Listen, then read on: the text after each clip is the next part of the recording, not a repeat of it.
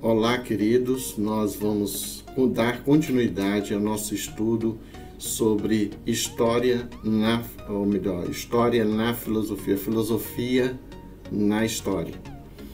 E como nós começamos falando sobre os mitos, nós vamos ver como passou essa ideia de mito ou mitológico, essa ideia mitológica para uma ideia racionalista e lógica. Então nós temos aí uma passagem, não sabemos exatamente como isso se deu. Por quê? Porque foi um processo, porque na realidade muita gente crê que foi uma ruptura radical, e isso não podemos considerar como uma ruptura radical. Por quê? O que nós vamos falar hoje é sobre os pré-socráticos, e na realidade eles não romperam totalmente com a mitologia. Até porque, embora alguns criticassem a mitologia, alguns desses filósofos, até mesmo Sócrates e Platão, acreditavam em Deus, não da maneira como os poetas gregos Homero e Hesíodo descreveram, mas de uma outra forma. Então vamos ver como se deu essa passagem, né? Mito, como vocês sabem, essa passagem, eu queria, antes de falar dessa passagem, termos importantes para a gente entender essa retransformação. Cosmogonia foi o que as narrativas fabulosas e fantasiosas das origens do mundo e do homem que nós temos nos poemas de Homero e também de Hesíodo. E aí vem a cosmologia, que é uma ideia mais racionalista, explicações mais racionais da origem das coisas, início da filosofia como discurso lógico e fundamentado. O objeto da investigação dos pré-socráticos. O objeto da investigação dos pré-socráticos foi a origem do mundo. Daí alguns dizerem que eles eram filósofos naturalistas e também eles enfatizaram a cosmologia. Os pré-socráticos buscam uma explicação racional para a origem do mundo, sem que para isso tivesse que recorrer às narrativas mitológicas ou às explicações teológicas dadas pelas poesias de Homero e de Hesíodo. Buscam a matéria-prima básica que dera origem ao universo físico. Eram naturalistas, pois acreditavam numa força ativa atuante na imanência do mundo. A preocupação deles é arquê, Aliás, vou até dar uma explicação sobre o que é isso. A preocupação deles é com a natureza, ou seja, a physis, da onde vem também a palavra física, ou fisiológico e tantas outras palavras. Mas o que seria a physis? A physis é a natureza e a realidade em sua totalidade. Não necessariamente natureza aqui tem a conotação que tem para nós hoje, as flores, as plantas, o bioma, a biodiversidade. Não é bem isso não. Para eles, physis representava a realidade em sua totalidade. O que eles buscavam então, como que essa realidade, o que é formado o universo, de quê, como ele surge, qual o princípio primordial que deu origem a todas as coisas. Há uma divergência que eu vou falar depois para vocês, de cada um tem para uns é a água, outros para outros é a terra, outros são os 4 elementos, outros ainda o átomo, o outro defendia que fosse o indeterminado, e assim sucessivamente. Mas o que então é arquê?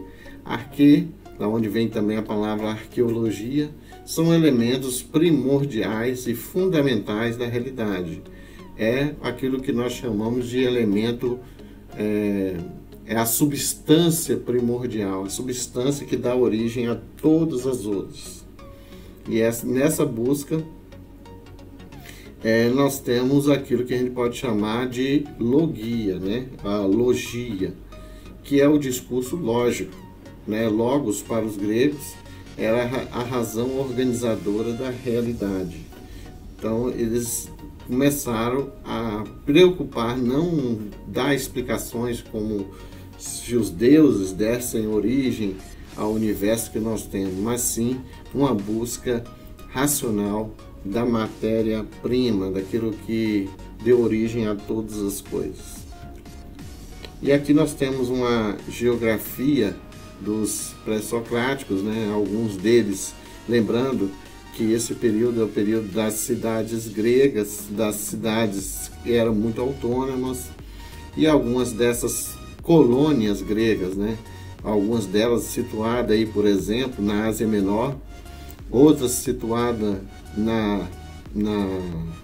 no sul da Itália e outras ainda na própria Grécia. Então nós temos aí Tales de Mileto, por exemplo. Mileto é uma cidade, é um porto até, que situava ali no que anteriormente se chamava Ásia Menor e hoje é Turquia. Então Heráclito, Anaximandro, Anaxímenes, Pitágoras, todos eles têm origem nesse local. Como também nós temos a escola eleata, que é formada aí por Parmênides, Zenão, Demócrito, Hipódocles. Então, como nós citamos esses nomes aí dos principais pré-socráticos, cada um deles concebia o mundo de uma forma diferente. Tales, por exemplo, acreditava que a origem de tudo é a água, Anaxímenes, o ar, Anaximandro, o indeterminado, o infinito, Pitágoras, o número, Demócrito, o átomo, Heráclito, o fogo, Parmênides, o ser e Xenófanes, a terra. Vamos ver cada um deles. Tales de Mileto, por exemplo, acreditava que a origem de tudo é a água. Da onde vem essa intuição dele, né? A visão que ele tem, a água, por permanecer basicamente a mesma em todas as transformações dos corpos, apesar de assumir diferentes estados, como sólido, líquido e gasoso, seria a arquê, ou a substância primordial, a origem única de todas as coisas, presente em tudo que existe. É assim que defendia Tales de Mileto. Há uma intuição aqui, sem dúvida nenhuma, uma intuição interessante, até porque a ciência moderna percebe que a água realmente tem uma grande quantidade no planeta Terra, além do próprio corpo humano ter uma grande quantidade de água. Mas obviamente isso não significa que o arquê vem da água, né? O princípio primordial seja a água. Mas ainda assim é uma intuição interessante para o seu tempo, né? Para a sua época, uma intuição muito interessante para a época. Tales de Mileto tem algumas frases, ao contrário do que muita gente pensa, né, que esses filósofos pré-socráticos eram naturalistas, então não falava nada do espírito, das emoções, da subjetividade, mas pelo contrário, né, alguns deles até falavam da religião. Então nós temos frases tais como, né, muitas palavras não indicam necessariamente muita sabedoria, de fato frase ainda de Tales de Mileto: toma para ti o conselho que dás aos outros. A coisa mais bela é o mundo, porque é obra divina. Interessante isso. Ainda, meus irmãos, nós temos Anaximandro, que acreditava no indeterminado, né? Ele não acreditava nem que a água ou a terra ou qualquer outra substância pudesse originar o que nós temos, um mundo mutável, um mundo transformável. Para ele tem que ser algo infinito. É como se ele dissesse e entendesse que o finito só pode ser gerado pelo infinito, pelo indeterminado. Ele buscou um meio aos diversos elementos observáveis e determinados no mundo natural, especialmente os tradicionais pares contrários que se devoram entre si, água, terra e ar e fogo, mas não lhe foi possível identificar entre eles o princípio único primordial de todos os seres. Foi assim que o filósofo chegou à conclusão de que a arquê é algo que transcende os limites do observável, ou seja, que não se situa em uma realidade ao alcance dos sentidos, como a água. Por isso denominou-a apeiron. Termo grego que significa o indeterminado, o infinito no tempo. Outras frases aqui também do Anaximandro, né? O ilimitado é eterno, imortal, indissolúvel. O que vem antes e depois do finito tende a ser infinito, aquilo que eu acabei de falar. O ilimitado é eterno, imortal e indissolúvel. Outro também que defendeu um princípio primordial foi Anaxímenes, mas ele falou que é o ar. Também uma intuição interessante por causa do oxigênio, a respiração, né, o vento, são coisas que estão quase que onipresentes, vamos dizer assim, estão em quase todos os lugares. Em discordância com o aspecto do pensamento dos dois mestres anteriores, mas buscando uma síntese entre eles, Anaxímenes incorporou argumentos de ambos e propôs o ar como princípio de todas as coisas, como nossa alma, que é ar, soberanamente nos mantém unidos, assim também todo o cosmos, sopro e ar o mantém. Algumas frases interessantes de Anaxímenes: o mundo todo pode ser visto como um enorme animal que respira, e a respiração é que lhe dá a vida, e como a respiração é que lhe dá a vida, ela é a sua alma. Outro que nós temos que falar, que é uma ideia também muito interessante, é Pitágoras de Samos. Pitágoras acreditava que os números eram a origem de todas as coisas, mas entendamos, o número para Pitágoras, ou para os seus seguidores, não era apenas um sinal gráfico, era uma própria entidade, quase que uma divindade. Então essa era a concepção de Pitágoras. Inclusive a escola de Pitágoras, a escola pitagórica, criou criou uma religião em torno disso. Então, eles tinham uma visão mística, né, dos números, muito mais do que um sinal gráfico como nós entendemos hoje, a aritmética. Para eles era a origem de todas as coisas. Também tirar aqui algumas frases de Pitágoras, né? Não é livre quem não obteve domínio sobre si. O filósofo não é o dono da verdade, nem detém todo o conhecimento do mundo. Ele é apenas uma pessoa e amiga do saber. Talvez dele parta aquela ideia de filosofia, né? Philos, amor ao saber, à sabedoria. Todas as coisas são números. Essas são as frases E o mais polêmico de todos, né? Talvez seja Heráclito. Heráclito acreditava, ao contrário dos outros, que tudo muda, tudo flui. Ele crê na dinâmica da realidade.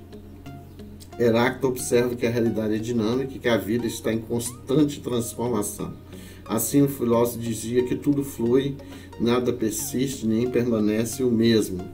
O ser não é mais do que vir a ser. Ele defendeu o devir, né? Tu não podes descer duas vezes no mesmo rio. Essa famosa frase dele, porque novas são as águas e correm sobre ti.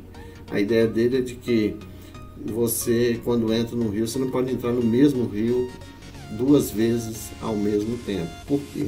Porque o rio já é diferente, porque as águas que passam por ele, pelo leito, já são outras. E você também está sujeito a transformações e a mudanças. Essa frase é muito interessante também. Ele acreditava que tudo mudava, verão se tornava inverno, a noite, o dia a noite, o contrário também, né? O mundo tem...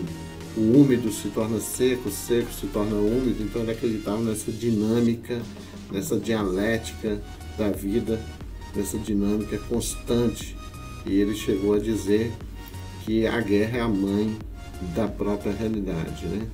Eu vou até ler aqui algumas frases dele. Ninguém entra em um mesmo rio uma segunda vez, é aquela frase que acabei de dizer, pois quando isso acontece já não se é o mesmo, assim como as águas que já serão outras. Nada é permanente, salvo a mudança. A única coisa que permanece, ou que é permanente para ele, é a própria transformação. A guerra é a mãe e a rainha de todas as coisas. Alguns transformam em deuses, outros em homens, de alguns faz escravos e de outros homens livres. E o contrário, na contramão dessa visão dinâmica da vida, é o Parmênides. Parmênides, que teve uma influência tanto na ontologia quanto na epistemologia, na lógica, e teve uma influência muito grande sobre Platão, que nós vamos falar lá na frente. Para muitos, foi o principal filósofo pré-socrático, exercendo grande impacto no pensamento de Platão, que o chamava de grande Parmênides. Suas reflexões sobre o ser constituíram os primeiros passos da ontologia e da lógica. Parmênides optou por escutar o que lhe dizia a razão, e não sentidos. Ele tinha uma desconfiança dos sentidos, das aparências captadas pelo sentido, que o fazia sentir a mudança, e proclamou que existe o ser e não é concebível sua não existência. Em suas palavras famosas também, ele diz o seguinte: o ser é e o não ser não é. Parece uma frase simples, mas contém aqui a lógica, né? O princípio da não contradição e do terceiro excluído. São as bases da lógica lá na frente, nós vamos ver, da epistemologia. Depois nós vamos ver isso. Então, as suas premissas eram as seguintes, né? Primeiro, ou algo existe ou não existe. Né? Segundo, se é possível pensar em algo, esse algo pode existir. Terceiro, nada não pode existir. 4. Se podemos pensar em algo, que esse algo não é nada. 5. Se podemos pensar em algo, esse algo tem que ser alguma coisa. E 6. Se podemos pensar em algo, esse algo tem que existir. E entramos aqui com Hipócrates, que falou dos 4 elementos. Ele, no caso aqui, vai falar e acredita que os 4 elementos combinados é que formam toda a realidade que nós temos hoje. Mas eu queria destacar dele uma frase que ele fala que quem organiza ou integra ou até desintegra esses elementos é o amor e o ódio. Muito interessante essa compreensão dele. E ele acredita que essas duas forças são forças de repulsão ou atração. Eu vou aqui falar algumas frases dele. Os iguais se reconhecem. A percepção humana é assustadoramente limitada. Acreditamos estar vendo tudo, quando na verdade só vemos uma fração. O sol, uma seta aguda, a lua do olho claro, o mar, suor da terra, a noite solitária e cega. E aqui antecipando já a ciência lá na frente, não com a mesma compreensão de átomo que nós temos hoje, né? Porque a palavra átomo, por incrível que pareça, significa não divisível. E hoje nós sabemos pelas ciências naturais que o próprio átomo, que se era considerado não divisível, se tornou capaz de ser pesquisado e decomposto, né? Então aproximou-se, né, claro, mas pelo seu tempo, pela época que vivia, ele era muito adiantado nessa visão. Aproximou-se da concepção físico-química e moderna da realidade. Sua doutrina dizia que todas as coisas que formam a realidade são constituídas por partículas invisíveis, por serem muito minúsculas e indivisíveis. Demócritus denominou-as, portanto, de átomos. Palavra de origem grega que significa não divisível, a negação, o tombo, parte, divisão. Frase dele: todo país da terra está aberto ao homem sábio, porque a pátria do homem virtuoso é o universo inteiro. Uma ideia que vai também influenciar ali os sofistas, que nós vamos falar na próxima aula. Ele é uma ideia cosmopolita. Para quem não tem um bom amigo, viver não vale a pena. Quem for completamente dominado pelo poder da riqueza não pode ser justo. E por fim, falamos de Xenófanes, que acreditava que a Terra era o princípio primordial, o arquê. Xenófanes pôs a Terra como princípio, que decorre de suas afirmações. Tudo nasce da Terra e na Terra termina. É interessante que essa afirmação tem uma proximidade ali com a afirmação bíblica do pó, o homem foi criado do pó e do pó voltará. Então tem uma proximidade ali com essa visão também. Todas as coisas que nascem e crescem são terra e água. Homero Hesíodo atribuir aqui uma frase dele, que é uma crítica à religião grega. Ele acreditava que a religião grega atribuía defeitos, era uma espécie de projeção, né? O homem projetava nos deuses os seus próprios defeitos, limitações ou pecados, né? Vamos dizer assim. Homero e Hesíodo atribuíram aos deuses tudo aquilo que para os homens é objeto de vergonha e baixeza: roubar, praticar adultério e enganar-se. Os mortais consideram que os deuses nasceram e que possuem roupas, vozes e corpos como seus. E é interessante essa colocação dele. Os etíopes acreditam que seus deuses possuem narizes achatados, que são negros, e os trácios, que os seus deuses possuem olhos azuis e cabelo vermelho. Mas se os bois, cavalos e leões tivessem mãos e soubessem desenhar, os cavalos desenharia figuras de deuses semelhantes aos cavalos, os bois e semelhante aos bois. Então nós encerramos aqui, né, essa aula sobre os pré-socráticos. Próxima aula estaremos falando sobre os sofistas.